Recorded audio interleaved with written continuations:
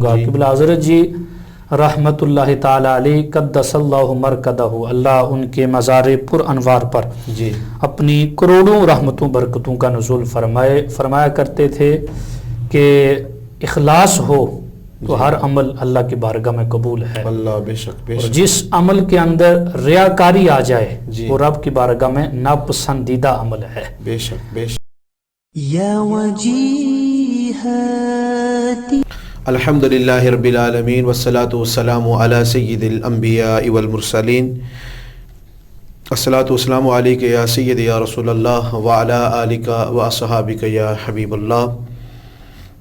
دنیا میں تمام دیکھنے اور سننے والوں کو پروگرام بہار سلطانیہ میں حافظ اشتیاق سلطانی کی طرف سے السلام علیکم ورحمۃ اللہ وبرکاتہ۔ رمضان المبارک کی ببرکت ساعتوں اور رحمتوں میں پروگرام بہار سلطانیہ رمضان ٹرانسمیشن میں آپ کو خوش آمدید کہتے ہیں۔ آج ہمارے پروگرام میں تشریف لائے ممتاز عالم دین حضرت علامہ مولانا حافظ محمد اعجاز صدیقی صاحب۔ رمضان مبارک کی بابرکت ساعتوں اور رحمتوں میں پروگرام بہار سلطانیہ میں تشریف لانے پر علامہ اعجاز صدیقی صاحب کو خوش آمدید کہتے ہیں۔ جناب علامہ اعجاز صدیقی صاحب، جو آج کا جو ہمارا موضوع ہے اس کی طرف تو ہم آئیں گے، لیکن سب سے پہلے چونکہ یہ پروگرام بہار سلطانیہ آپ اس کے بانی رکن ہیں ماشاءاللہ، تو اس پروگرام کے حوالہ سے آپ کے جو تاثرات ہیں وہ ہمارے ناظرین و سامعین کے سامنے رکھیں۔ بسم اللہ الرحمن الرحیم، سبحان اللہ، الحمدللہ، اللہ اکبر۔ بہت شکریہ علامہ اشتیاق سلطانی صاحب، آپ نے بندہ ناچیز کو اپنے اس پروگرام میں اپنی معروضات پیش کرنے کا موقع فراہم فرمایا۔ اللہ تعالیٰ سے دعا ہے کہ اللہ میری زبان پر حق جاری فرمائے، آمین۔ اس پروگرام کے حوالہ سے ایک لمبی گفتگو کی جا سکتی ہے، بہت کچھ کہا جا سکتا ہے، لیکن جزیات کو چھوڑتے ہوئے اختصار کا دامن تھامتے ہوئے چند باتیں میں کرنے کی کوشش کروں گا۔ اللہ تعالیٰ میری زبان پر حق جاری فرمائے۔ آمین۔ دیکھیں، یہ پروگرام خاص بھی ہے، ممتاز بھی ہے، بے شک بے شک، ریاکاری سے پاک بھی ہے، اور اختلاف سے شفاف بھی ہے۔ جی صحیح ہے۔ اس کی کچھ وجوہات ہیں۔ جی، خاص اس وجہ سے ہے کہ اس کے پیچھے ایک خاص نگاہ ہے، اللہ اللہ، بے شک بلکہ اس پروگرام کا نام بھی اس خاص نگاہ کی طرف اشارہ کرتا ہے، بے شک ہے، صحیح، جس وجہ سے یہ پروگرام خاص ہے۔ جی، ممتاز اس لحاظ سے ہے کہ میرے علاوہ جی جید علماء کرام اور سینکڑوں علماء کے اساتذہ جی، اس پروگرام کے مہمان بن کر ناظرین تک اپنی معروضات پیش کرتے بے ہیں، شک بے شک، تو یہ ایک امتیازی شان رکھتا ہے یہ پروگرام اس حوالہ سے، جی تو یہ ممتاز بھی ہے جی اور ریاکاری سے پاک بھی ہے۔ جی، اس پر میں اپنے دل کے جو تاثرات ہیں وہ پیش کروں گا۔ اللہ اللہ اللہ، سبحان جب اس پروگرام کی بنیاد رکھی گئی جی تو میں اس چیز کا گواہ ہوں، جی اس نظریے جی اور اس عقیدے پر رکھی گئی جی، کہ اللہ کی رضا اور امت کی اصلاح کے لیے اس پروگرام کو نشر کیا جائے، اللہ، بے شک بے شک بے شک، ایسا ہی، تو اس لحاظ سے یہ پروگرام ریاکاری سے بھی پاک ہے۔ جی تو جن کی پیچھے نگاہ ہے جی ان کا میں فرمان کا خلاصہ بیان کروں گا۔ قبلہ حضرت جی رحمت اللہ تعالی علیہ قدس اللہ مرکدہ، اللہ ان کے مزار پر انوار پر جی اپنی کروڑوں رحمتوں برکتوں کا نزول فرمایا کرتے تھے کہ اخلاص ہو تو ہر عمل اللہ کی بارگاہ میں قبول ہے، اللہ، بے شک بے اور شک، جس عمل کے اندر ریاکاری آ جائے جی، وہ رب کی بارگاہ میں ناپسندیدہ عمل ہے۔ بے شک بے شک، تو اللہ کا فضل ہے کہ یہ پروگرام ریاکاری سے پاک ہے، جی اور پھر یہ پروگرام اختلاف سے بھی شفاف ہے۔ جی مایا ناز مفتیان کرام، جی با عمل اور مبلغ اسلام، جی جید علماء جی اس پروگرام میں آ کر بڑی خوبصورتی کے ساتھ اور دلائل کے ساتھ جی، اپنا موقف بھی پیش کرتے ہیں اور حق کا دفاع بھی کرتے ہیں۔ اللہ اللہ اللہ، تو یہ پروگرام اختلاف سے بھی پاک ہے۔ میں انہی الفاظ کے ساتھ آپ کے لیے دعا گو ہوں جی اللہ آپ کو استقامت عطا فرمائے آمین، اور جس طرح یہ پروگرام مرحلہ وار جی ترقی کے منازل طے کر رہا ہے جی اللہ اس میں دوام اور ہمیشگی عطا فرمائے آمین، سبحان اللہ تعالیٰ آپ کا حامی و ناصر ہو اللہ آپ کو اس جو یہ کام کر رہے ہیں جی اللہ اس میں ثابت قدمی عطا فرمائے آمین آمین۔ علامہ جاز صاحب بلا شبہ آپ نے جو بات کی ہے کہ میں اور آپ جتنے بھی یہ پروگرام کا سلسلہ چلا رہے ہیں بالکل، سب ایک مرشد کامل کی نگاہ ہے، بالکل ایسا ہی۔ ان کا نگاہ کا اثر ہے کہ آج ہم یہاں آپ کے سامنے بیٹھے ہیں۔ تو آج کا جو ہمارا جو موضوع ہے وہ رمضان المبارک کی بابرکت ساعتوں اور رحمتوں میں آپ کی خدمت میں ہم پیش کرنے جا رہے ہیں کہ رمضان ہم کیسے گزاریں، اس پر گفتگو ہوگی اور جو اس میں عبادات کی جاتی ہیں اس پر بھی انشاءاللہ گفتگو ہوگی۔ تو سب سے پہلے علامہ جاز صاحب رمضان کیسے گزاریں اس پر آپ روشنی ڈالیں، اور پھر جو بندہ صبح سے لے کر شام تک روزہ رکھتا ہے اور اس روزہ دار کے لیے اللہ نے کیا انعام رکھا؟ جی بالکل علامہ اشتیاق سلطانی صاحب، اللہ تعالیٰ نے اپنے بندوں پر خاص انعامات فرمائے ہیں، جی ان خاص انعاموں میں سے جی عظیم الشان قابل قدر جی انعام رمضان بھی ہے، بے شک بے شک جس کی ایک ایک گھڑی جی ایک ایک لمحہ میں اللہ تعالیٰ نے بے شمار برکتوں کو جمع فرما دیا بے ہے۔ شک بے شک بے شک۔ مشکات شریف کی حدیث پاک ہے، حضرت سلیمان فارسی رضی اللہ تعالیٰ عنہ اس حدیث کے راوی ہیں، فرماتے ہیں کہ نبی علیہ الصلوۃ والسلام نے آخری شعبان میں ہمیں خطبہ ارشاد فرمایا، تو اس خطبے کے ذرا الفاظ آپ دیکھیں کتنی چاشنی ٹپک رہی ہے، بسم اللہ بسم اللہ۔ کتنے لطف بھرے وہ الفاظ ہیں۔ جی نبی علیہ الصلوۃ والسلام نے فرمایا یا ایھا الناس قد اذلکم شہر عظیم و شہر مبارک، اللہ اکبر۔ میں اے لوگو یہ مبارک مہینہ، جی برکتوں والا مہینہ جی اور یہ عظیم مہینہ تم پہ سایہ فکن ہو رہا ہے۔ اللہ تو جس ماہ کو، جس مہینے کو جی میرے نبی عظیم کہہ دیں، اللہ جس اکبر۔ مہینے کو میرے نبی مبارک کہہ دیں، وہ اللہ، کتنا عظیم ہے اور کتنی برکتوں والا ہے۔ ماشاءاللہ ماشاءاللہ سبحان اللہ۔ اسی طرح ایک اور حدیث پاک، نبی علیہ الصلوۃ والسلام جو ہی رجب کا چاند نظر آتا، جی اللہ کے رسول ید اللہ والے ہاتھوں کو اٹھا کر اللہ اللہ اللہ بارگاہ خداوندی میں التجا کیا کرتے تھے، جی اللہم بارک لنا فی رجب و شعبان و بلغنا رمضان، جی اے اللہ رجب اور شعبان کے اندر ہمارے لیے برکتیں نازل فرما، جی اور رمضان المبارک کا باب برکت مہینہ ہمیں نصیب فرما۔ اللہ اللہ اللہ اللہ۔ کہ 2 مہینے قبل جی نبی علیہ الصلوۃ والسلام رمضان المبارک کی تیاریاں شروع فرما دیتے تھے، اللہ اکبر۔ تو 2 مہینے قبل اللہ کے رسول بارگاہ خداوندی میں التجا کرتے تھے، اللہ رمضان کا بابرکت مہینہ ہمیں نصیب فرما۔ اللہ اللہ۔ اور پھر اسی طرح آپ نے کہا کہ روزے دار کے لیے کیا انعام ہے۔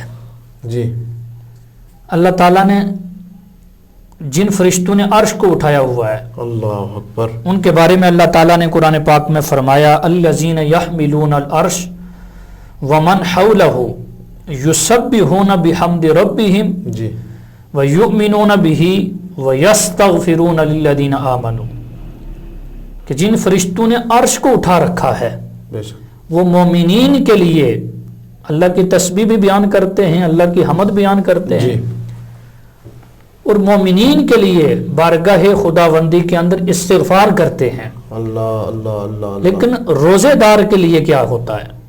فرمایا ماہ رمضان کے اندر جب روزے دار جی روزے کی حالت میں ہوتا ہے اور سحری سے افطاری تک جتنی بھی دعائیں اللہ کی بارگاہ میں کرتا ہے، اللہ اللہ۔ یہی نوری ملائکہ جنہوں نے عرش کو اٹھا رکھا ہے، فرمایا اس کی ساری دعاؤں پر رب کی بارگاہ میں آمین کی صدائیں بلند کرتی ہیں۔ سبحان اللہ سبحان اللہ، کیا بات۔ اور پھر امام منذری رحمت اللہ تعالی علیہ جی الترغیب و ترہیب کے اندر 12ویں صدی کے یہ عظیم محدث اور حافظ الکبیر اور شیخ الاسلام ہیں، جی مصری، شامی اور شافی۔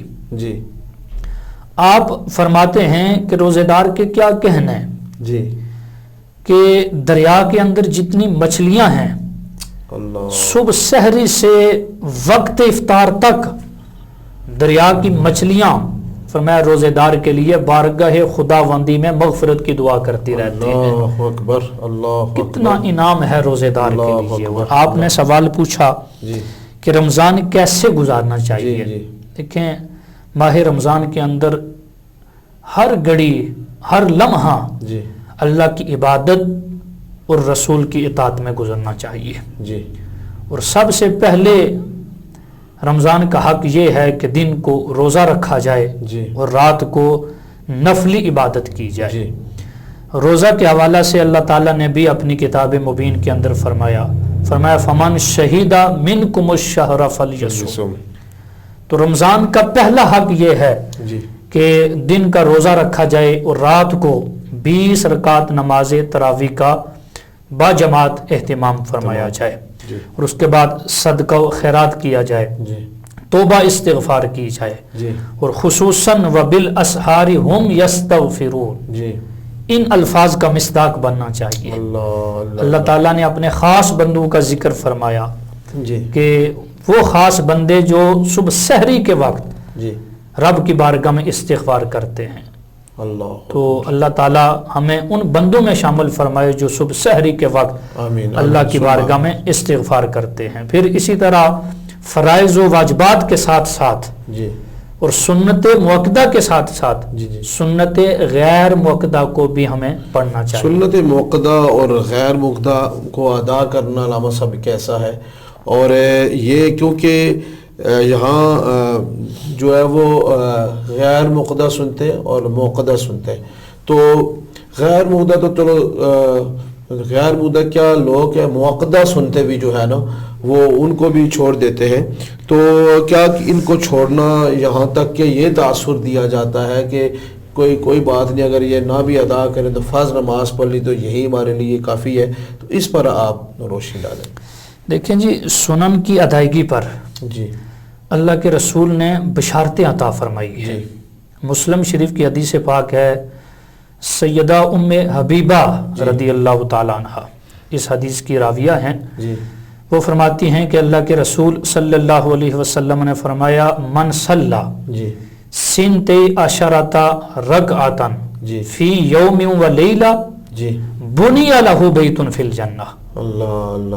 وہ فرماتی ہیں کہ نبی علیہ الصلوۃ والسلام نے فرمایا جس بندے نے دن اور رات میں 12 رکعت نماز سنت کو ادا کیا، فرمایا بنی لہ بیت فی الجنہ، اللہ تعالیٰ اس بندے کے لیے جنت کے اندر ایک عالی شان محل کو تیار فرما دیتا ہے. اللہ اکبر، سبحان اللہ، کیا بات ہے. وہ 12 رکعت کون سی ہیں؟ فجر سے قبل 2 رکعت، زور سے قبل 4، 6 اور پھر زور کے بعد 2، 8 اور پھر مغرب کے بعد 2، پھر اسی طرح عشاء کے بعد 2. ان 12 رکعات کے بارے میں اللہ کے رسول نے فرمایا جس نے ادا کی اللہ جنت کے اندر اس بندے کے لیے عالی شان محل تیار فرما دیتا ہے. اور بخاری شریف کی حدیث پاک ام المؤمنین سیدہ عائشہ صدیقہ کائنات بنت صدیق رضی اللہ تعالی عنہا و عنہ، آپ فرماتی ہیں کہ نبی علیہ الصلوۃ والسلام نے فجر سے قبل 2 رکعت نماز سنت کو کبھی بھی ترک نہیں فرمایا ہے.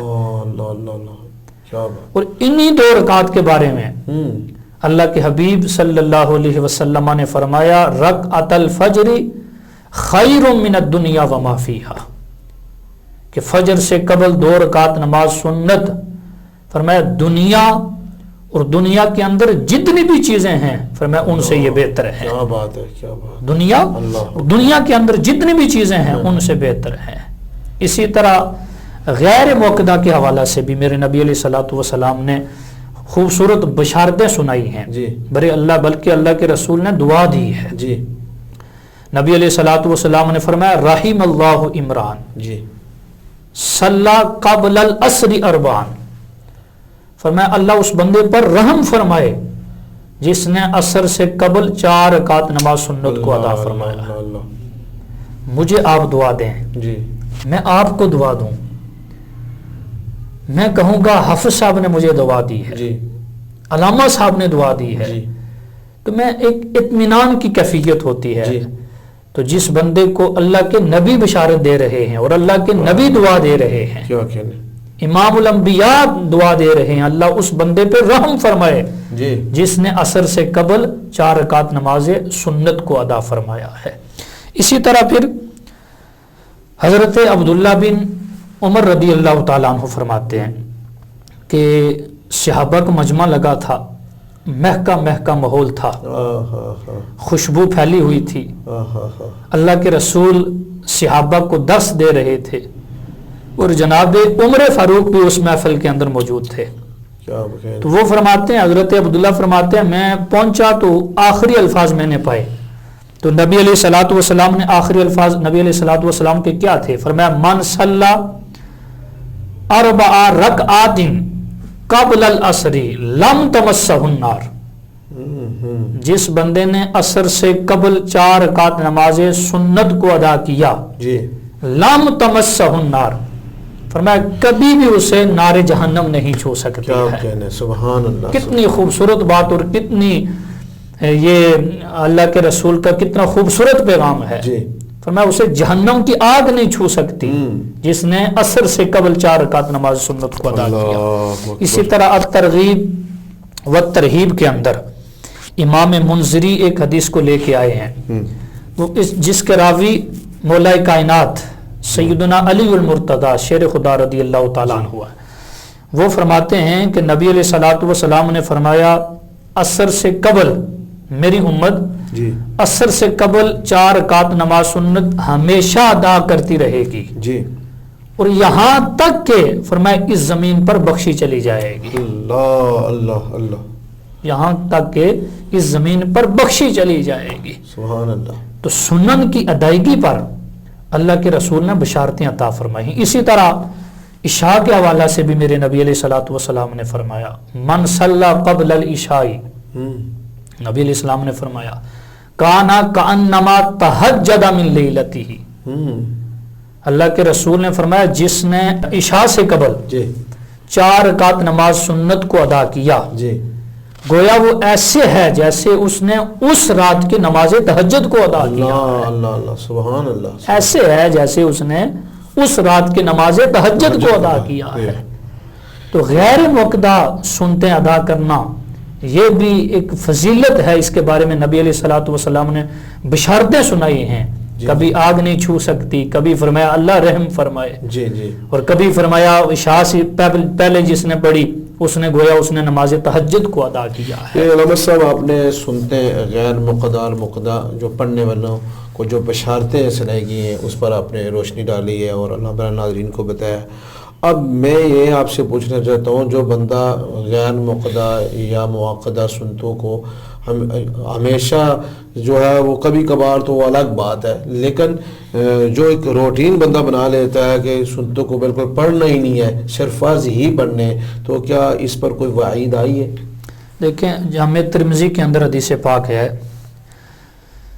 اللہ کے رسول صلی اللہ علیہ وسلم نے ارشاد فرمایا 6 بندوں پر اللہ کی لعنت ہے، جی، ان 6 بندوں میں سے ایک وہ بندہ بھی ہے التارک لسنتی ہی، جس نے سنت کو ترک کیا، جی فرمایا اس پر بھی اللہ کی لعنت ہے۔ جی، تو پھر ایک اور حدیث مشہور حدیث پاک ہے، ہر خطبے کے اندر نکاح کا خطبہ ہو، جمعے کا خطبہ ہو، دیگر مقامات پر بھی اس حدیث کو پڑھ کے سنایا جاتا ہے، من رغب عن سنتی فلیس منی، جی اللہ کے رسول نے فرمایا جس نے سنتوں کو چھوڑا، جی منہ موڑا جس نے سنتوں سے، جی، اس کا ہمارے ساتھ تعلق کوئی نہیں ہے اور ہمارا اس کے ساتھ کوئی تعلق نہیں ہے۔ اللہ اللہ اللہ اللہ، استغفر اللہ۔ اللہ کے رسول نے فرمایا جس نے سنتوں کو چھوڑا اس پہ اللہ کی لعنت، اور جس نے ہماری سنتوں سے منہ موڑا ہمارا اس کے ساتھ کوئی تعلق نہیں ہے۔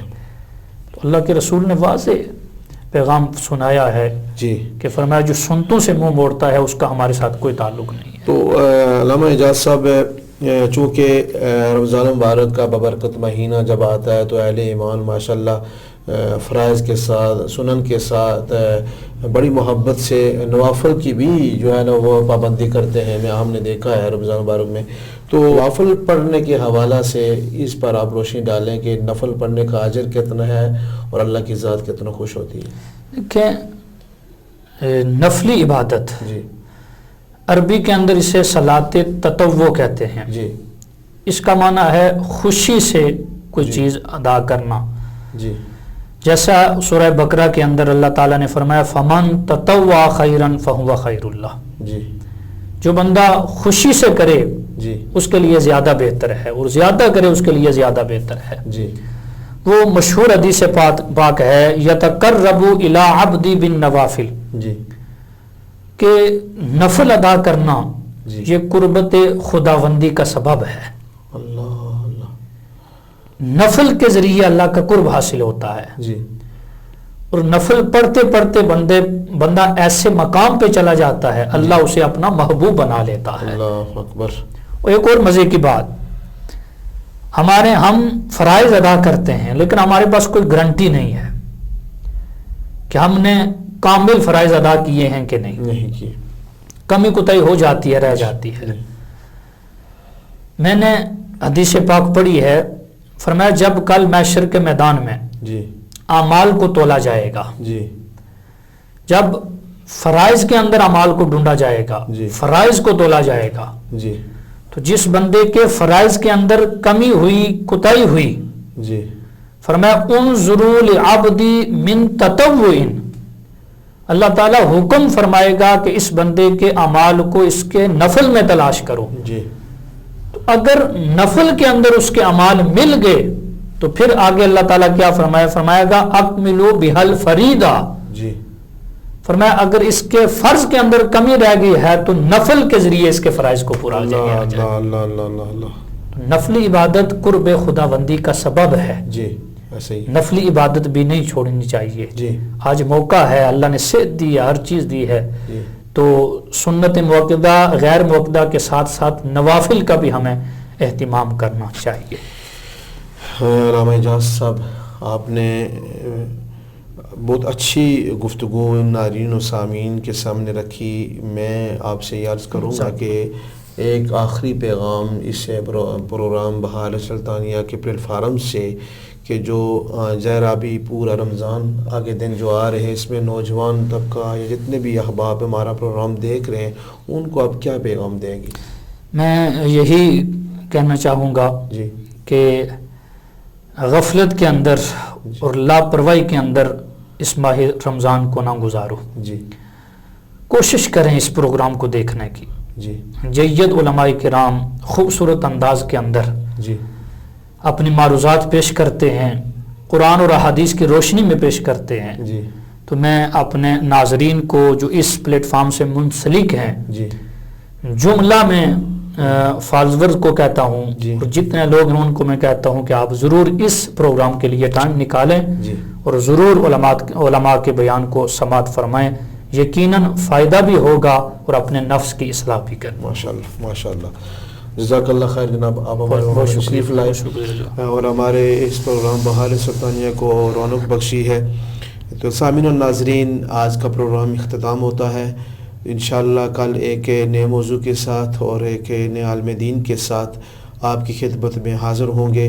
اس وقت کے لیے اجازت دیجیے. وآخر دعوانا ان الحمد للہ رب العالمین.